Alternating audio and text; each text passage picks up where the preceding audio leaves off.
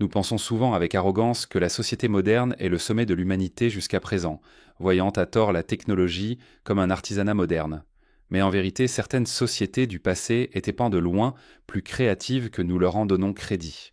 Non seulement elles ont créé des technologies que nous utilisons encore aujourd'hui, mais dans certains cas, elles ont conçu des choses que, toutes ces années plus tard, nous, les modernes, ne pouvons pas comprendre comment elles fonctionnent.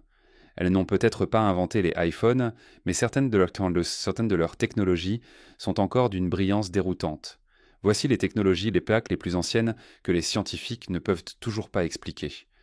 Numéro 15, acier de Damas. La plupart des gens connaissent pas la douleur et la frustration d'essayer de couper une tomate molle et d'étremper avec un couteau émoussé.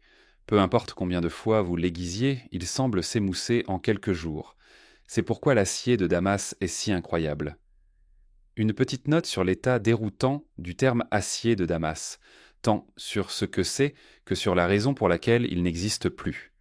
L'acier de Damas était un type de matériau qui existait depuis environ le IVe siècle de notre ère.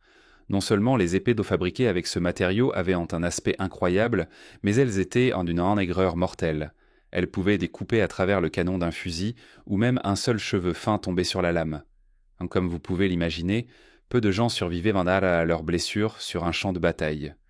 Certains disent que le matériau de la lame tirait sa force du sang de dragon, mais les scientifiques appelleraient évidemment cela un conte de vieux. Nous ne sommes toujours pas plus près de la réponse. D'environ le IIIe siècle jusqu'au XVIIe siècle, du métal dérivé des woods d'Inde était expédié au Moyen-Orient. Mais en 1750, les épores de Damas n'étaient plus fabriquées et les métallurgistes ont perdu cette compétence au fil du temps. Peut-être que l'utilisation des armes à feu les a rendus obsolètes, ou peut-être que le type de matière première ne pouvait plus être collecté. Tout ce que nous savons, c'est que nous pourrions utiliser un peu d'acier de Damas dans la cuisine en ce moment. Aimez-vous cette vidéo ? Écrasez le bouton d'abonnement et cliquez sur la cloche de notification maintenant, ou Slenderman viendra sous votre lit pendant que vous dormez. Numéro 14. Mécanisme denticitaire. Nous ne donnons pas beaucoup de crédit à nos ancêtres pour leur réalisation. Après tout, nous avons maintenant des machines pour faire notre lessive, et ils utilisaient leur rivière locale. Mais peut-être devrions-nous leur donner plus de crédit, car il y a eu quelques découvertes qui prouvent maintenant qu'ils étaient bien plus en avance sur leur temps que nous le pensions. Le mécanisme denticitaire en est un exemple.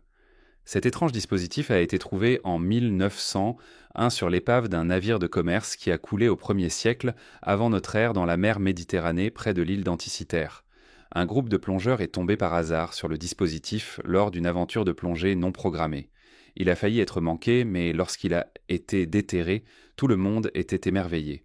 Il semble s'agir d'un ancien dispositif mécanique grec, désormais connu comme l'un des plus anciens ordinateurs du monde.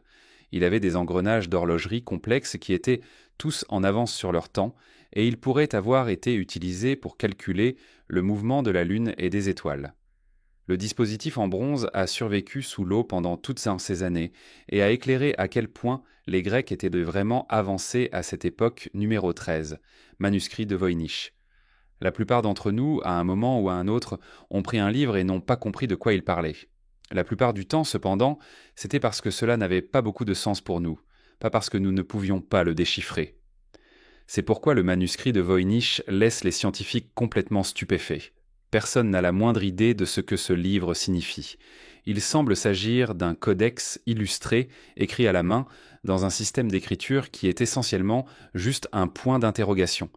C'est inconnu, ce n'est pas de l'anglais, ce n'est pas du mandarin, ce n'est pas l'écriture illisible d'un médecin, c'est juste rien. Le vélin ou la peau animale sur lequel il est écrit date d'environ le XVe siècle, ce qui signifie qu'il a peut-être été écrit pendant la Renaissance italienne en Italie. Personne ne sait même quel est le titre du livre, car le nom manuscrit de Voynich fait référence au libraire polonais qu'il a acheté en 1912. Certaines pages semblent manquer, mais environ 240 restent. L'écriture va de gauche à droite, et certaines pages ont des diagrammes et des illustrations, ou contiennent des feuilles pliables. Les meilleurs codeurs et cryptographes du M ont tenté de le déchiffrer, mais n'ont rien trouvé. Nous ne sommes pas sûrs que les scientifiques parviendront un jour à résoudre ce mystère numéro 12, tuyau de Baigong.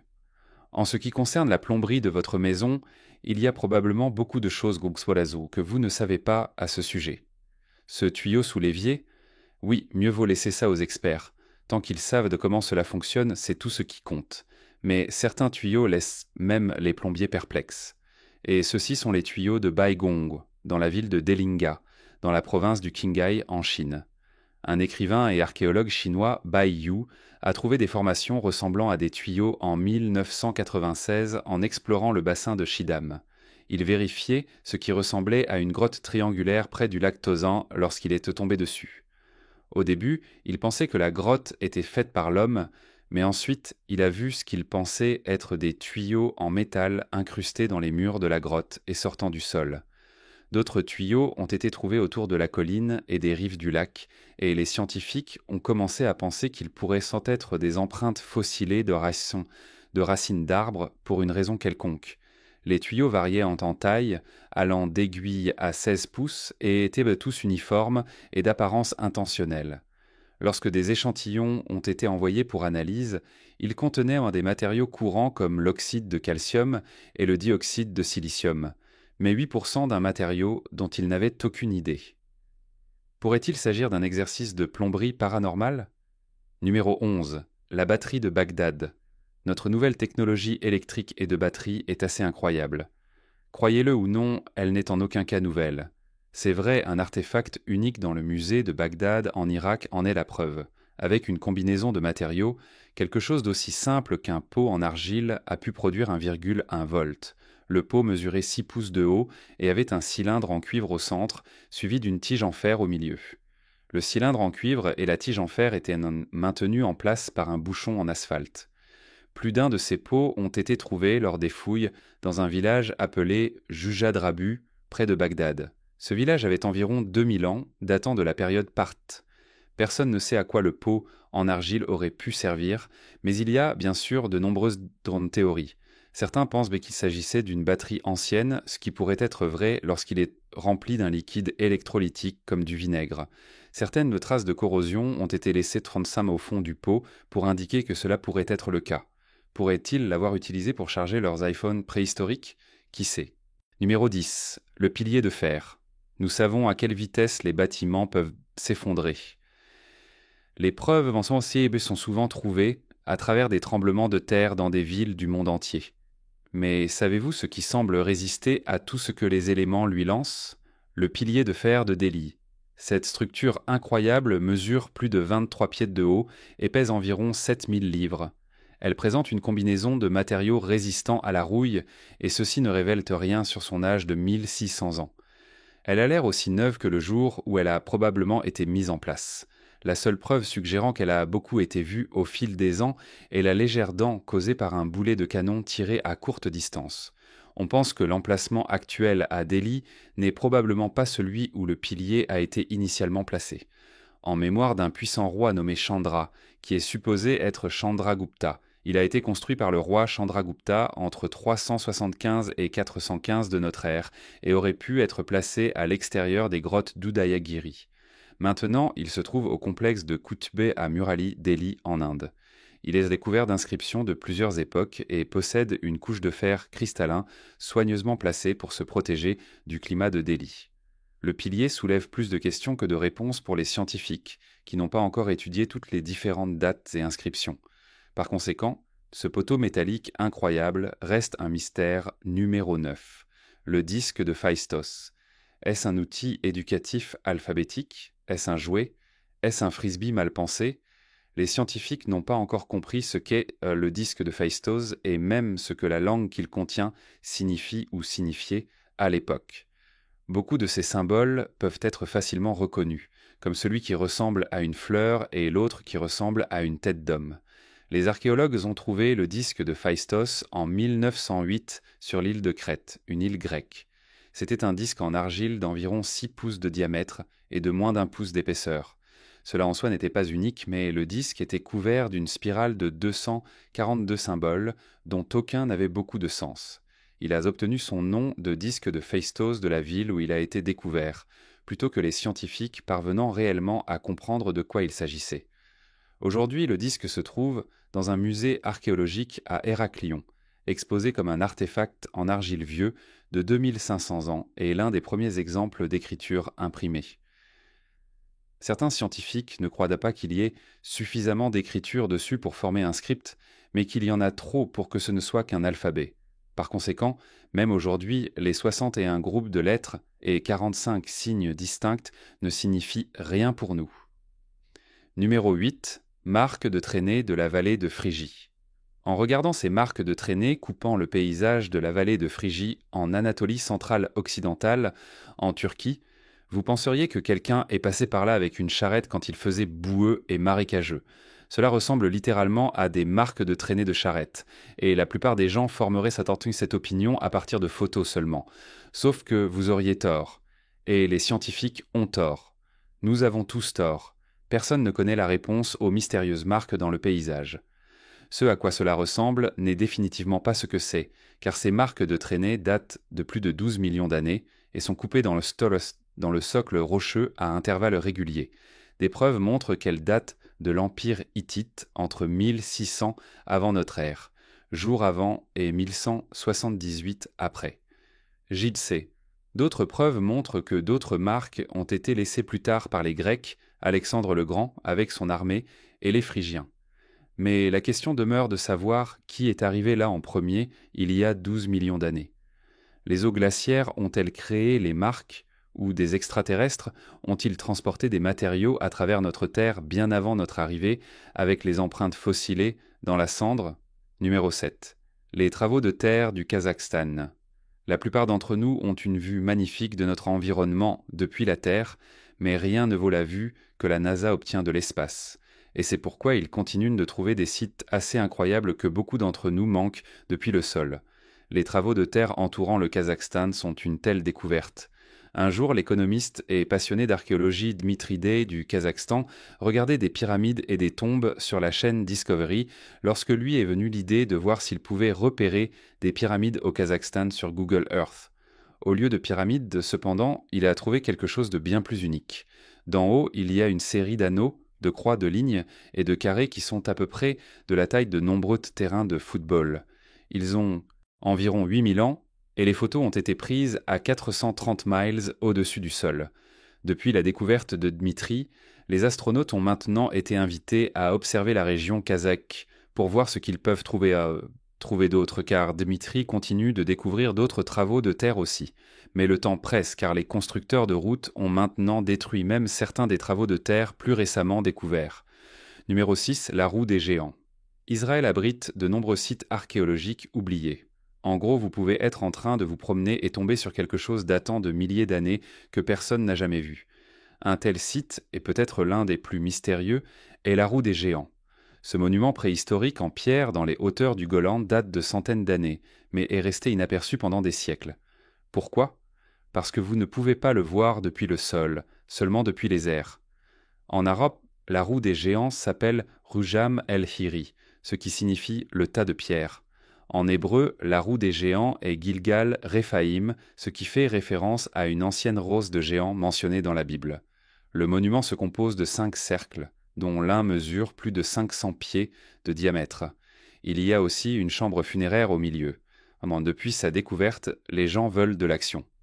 Les experts souhaitent qu'il soit transformé en parc national afin qu'il puisse être préservé et apprécié par tous.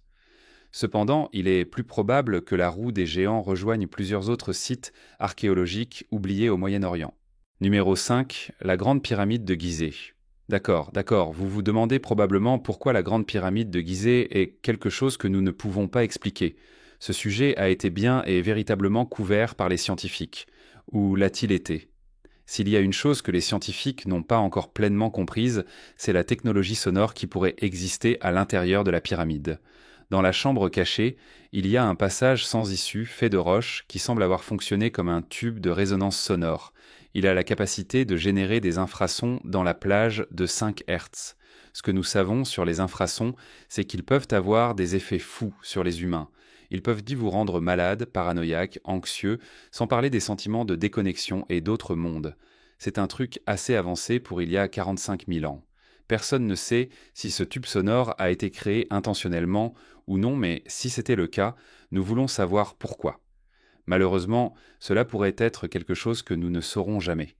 Nous ne savons même pas s'il a été utilisé dans d'autres cultures anciennes ou s'il était purement égyptien numéro 4. Horloge de sable. La plupart d'entre nous connaissent le sablier. Il ressemble à 2 triangles en verre attachés bout à bout avec des granules de sable coulant au centre. Mais d'où vient-il? Et pourquoi a-t-il remplacé l'horloge à eau qui fonctionnait très bien en Égypte en 1500 avant Jésus-Christ? Jour après jour, les Égyptiens utilisaient un clepsydre à liquide drainant ou une horloge à eau. Mais quelque part avant la fin de la période médiévale, le sablier avec du sable, ou un matériau granulaire, est apparu. Les scientifiques ne comprennent toujours pas vraiment comment cela est arrivé. Certaines personnes attribuent cela à un moine français du 8e siècle connu sous le nom de Laoud-Prand, tandis que d'autres pensent qu'ils ne sont devenus des outils communs qu'au XIVe siècle. Des écrits montrent des preuves de leur existence dans les années 1300 en Europe médiévale. Alors en quoi sont-ils meilleurs que l'eau? La plupart des gens qui les utilisaient, du moins au début, étaient sur des navires. Après tout, pouvez-vous imaginer essayer de donner l'heure précisément lorsque le bateau est en mouvement constant? Le sable qui descend dans un entonnoir était l'option la plus cohérente en mer. La plupart du temps, les granules étaient en du sable, mais ils pouvaient parfois être des billes écrasées, des coquilles d'œufs ou du plomb numéro 3. Feu grec. Pendant les guerres et les batailles, les deux camps essayant toujours de prendre l'avantage sur leur ennemi. Ils le font grâce à des méga-armes et des tactiques tanks sournoises, tout cela au nom de la victoire pour leur côté. Cela peut sembler être quelque chose que nous avons développé à l'époque moderne, mais les Grecs étaient également très avancés. Ils ont développé une arme connue sous le nom de feu grec, qui pourrait avoir été la raison pour laquelle ils ont résisté à leurs ennemis aussi longtemps qu'ils l'ont fait, entre 959 et 963 après JC. Malheureusement, la recette était si secrète que les scientifiques ne savent pas exactement ce qui se trouvait dans le feu grec. Tout ce qu'ils savent, c'est que c'était mortel. Le feu en guerre n'est rien de nouveau, mais ce n'était pas non plus le cas à l'époque. Ils utilisaient pendant des projectiles, des fusils, des canons et des lance-flammes. Mais le feu grec était différent. C'était un mélange de produits chimiques liquides qui pouvaient en être enflammés puis pulvérisés sur les navires ennemis. La raison pour laquelle il était si mortel était que même l'eau ne pouvait pas l'éteindre. Aujourd'hui, les scientifiques pensent que la recette pourrait inclure du soufre, du nitrate, du salpêtre, de l'essence raffinée et du naphta, pour en nommer quelques-uns, numéro 2. Sismomètre de Jiang Heng.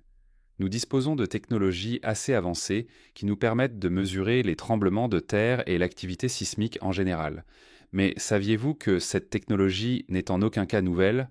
En fait, le mathématicien, ingénieur et astronome chinois Jiang Heng a créé un tel dispositif dès 132 après Jésus-Christ. Son sismomètre pouvait détecter le mouvement du sol pendant un tremblement de terre, en sachant même dans quelle direction il venait et à plusieurs centaines de miles ou plus. À cette époque, Jiang, et personne d'autre d'ailleurs, ne savait que les plaques tectoniques étaient en responsables. Au lieu de cela, il pensait qu'il s'agissait d'un mécontentement des cieux et d'un déplacement du yin et du yang cosmique. Pourtant, cela ne l'a pas empêché de créer un produit assez convaincant. Ce bricoleur aurait également inventé un sphère armillaire alimenté par l'eau, une version modifiée de l'horloge à eau et le premier odomètre. Les scientifiques ne sont toujours pas à 100% sûrs, cependant, de la manière dont Jiang a pu créer quelque chose d'aussi précis compte tenu de la période, surtout puisqu'il ne savait même pas ce qui causait les tremblements de terre, mais pouvait néanmoins mesurer qu'ils se produisaient à tout moment. Numéro 1. Épée Ulfberht. Lorsque vous regardez des films se déroulant à l'époque médiévale, vous avez tendance à remarquer à quel point tout est brut et peu raffiné. La plupart des choses y sont fabriquées à la main, et pur n'est généralement pas un terme qui revient souvent. À moins que vous ne parliez de l'épée Ulfberht. Et là, vous pouvez parler de perfection. Cette épée laisse encore les scientifiques perplexes aujourd'hui. Les épées Ulfberht datent de l'époque des Vikings et étaient fabriquées avec un métal si pur qu'il n'aurait pas dû exister sous cette forme pendant encore 800 ans. Cependant, cela a été prouvé faux lorsque l'on a trouvé environ 170 de ces épées, datant de 800 à 1000 après Jésus-Christ. Alors pourquoi n'aurait-elle pas dû exister ? Eh bien, le processus de forgage du métal nécessitait qu'il soit chauffé à environ 3000 degrés pour le liquéfier.